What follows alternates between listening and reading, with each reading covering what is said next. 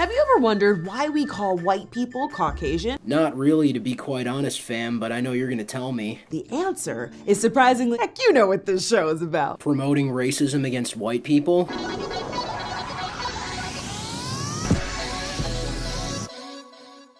Most people know the definition of Caucasian as a white-skinned person of European descent.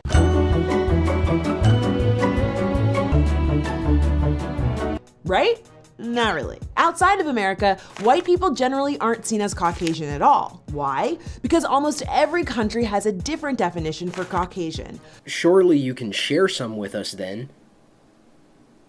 A person from the Caucasus region, which in case you're wondering is actually right over here. Oh, so no other definitions then, just one that suits the narrative you're about to weave. With parts of Russia, Georgia, Armenia, Azerbaijan, and northern Turkey. So why has Caucasian become synonymous with all white people? Well, buckle your seatbelts because things are about to get pretty racist. Yes, Francesca, let it all out. Let the racism flow. A century before Hitler's rise to power, If you're talking about a century before Hitler's rise to power, then why mention Hitler at all? Except maybe to remind us that Hitler was a white person. there was another German man who believed white people were the perfect race. Hitler didn't believe that. He believed that Aryans were the perfect race, and even there he was willing to make some exceptions. Christoph Meiners, who was one of the earliest adopters of scientific racism. Now hold on, because it's about to get really unscientific. Well, we are watching MTV Decoded, so... Meiners believed that Caucasians, aka the actual people from that region between Russia and Turkey, had, quote, the whitest, most blooming, and most delicate skin. Did you know that? That's what Francesca Ramsey thinks German people sound like?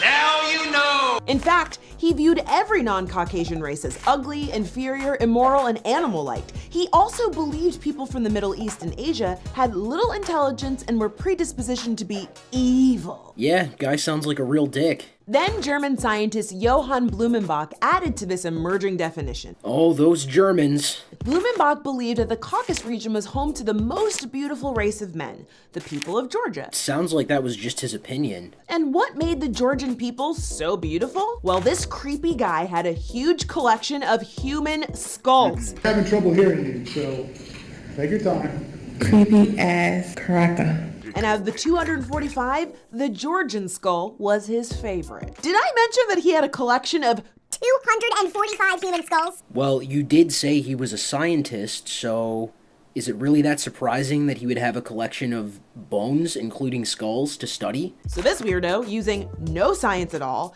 decided that all of humanity must have come from this region. Yeah, a lot of bad science was done in the 1700s. You're talking about a time period in which it was commonly believed that California was an island separate from the rest of North America. They didn't have modern geography or genetics yet, so pretty much anyone commenting on either of these subjects, especially in relation to each other, was going to be wildly inaccurate. He also decided that all light-skinned people from Europe belonged to the same race, Caucasian. Then he split the rest of the world into 4 other races, which he referred to as degenerate forms of God's original creation. Sounds like a fun guy. At least he has the excuse of having been racist in the 1700s as opposed to you who's still racist in the current year! Those other races were Mongolian, the yellow race, Malayan, the brown race, Ethiopian, the black race, and American, the red race. Well, it's certainly more complicated than that, but modern genetic analysis of human DNA has identified distinct genetic backgrounds corresponding with geographical location, and as you can see, much of Europe is covered by the same few genetic haplogroups.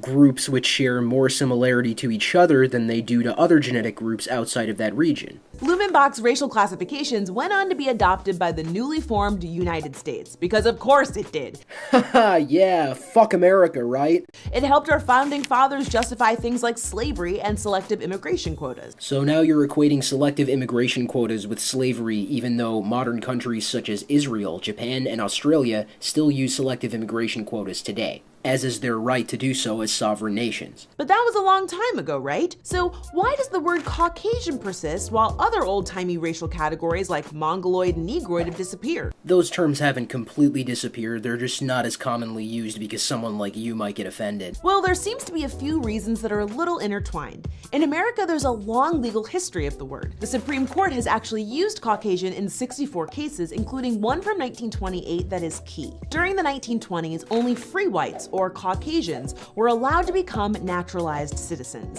In 1928, Bhagat Singh Thind, an Indian man who fought for the US in World War I, tried to become a US citizen by arguing that many anthropologists defined Indians as Caucasians. After a major legal battle, the Supreme Court decided that Caucasian really only meant white Europeans. This decision legally codified the modern American definition of Caucasian as whites with European ancestry. I know from personal experience that this isn't true because my dad is an Egyptian immigrant to the United States, born and raised in Egypt, and as far as the US government is concerned, he's Caucasian by legal definition. But don't just take it on my personal experience, here's a current legal definition of the word Caucasian. In the USA, Canada, and Australia, Caucasian is commonly used to refer to light-complexioned people indigenous to or descended from Europe, Northern Africa, Southwest Asia, and the Indian subcontinent. So really, in legal terms, Caucasian is a misnomer for all of these things, not just for white people in general. Why else? We don't exactly know for sure, but one reason I think Caucasian is likely stuck around is because of its power. Language is one of the most systematic, subtle, and significant vehicles for spreading racial ideology. You mean like you've been doing for this entire video? And Caucasian implies that white people are different from other racial groups in America. It makes it seem like white people are somehow connected in a way that's not just based on the pigmentation of their skin. Let's go back to that gene map. Do you notice anything about the African continent compared to the European continent? It's that the African continent has more genetic haplogroups to be found on it than the European continent, particularly with regard to sub-Saharan Africa, which is the region we commonly define as Black Africa. So, if white people have nothing connecting them together except for skin color, then black people have even less connecting each other together because there's even more variation there. It even sounds kind of scientific, even though it's really not. Are you trying to imply that you've been scientific in making this video? Because you haven't.